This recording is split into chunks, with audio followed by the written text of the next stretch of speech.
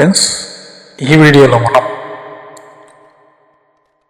రెండు విషయాలైతే డిస్కస్ చేద్దాం.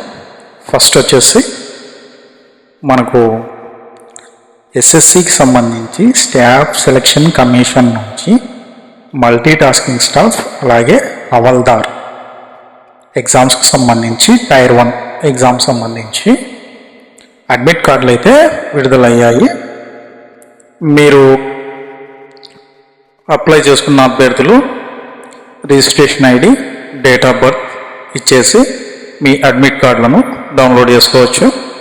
సెప్టెంబర్ 30 నుంచి నవంబర్ 14వ తేదీ వరకు మీకు కంప్యూటర్ బేస్డ్ ఎగ్జామ్ అనేది నిర్వహిస్తారు.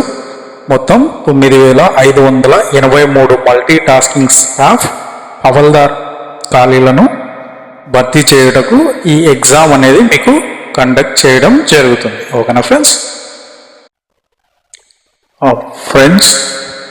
మనకు రెండో నోటిఫికేషన్ వచ్చేసి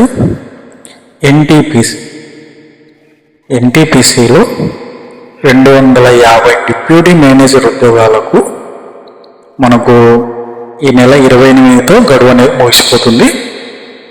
ఫ్రెండ్స్, మనకు ఎగ్జామ్ అనేది కండక్ట్ చేస్తారు. ఇంటర్వ్యూ 2 కండక్ట్ చేసి జాబ్ అనేది ఇవ్వడం జరుగుతుంది. శాలరీ వచ్చేసి మీకు 60,000 నుండి 1,80,000 రూపాయల వరకు మీకు శాలరీ అనేది వీటికి రావడం జరుగుతుంది.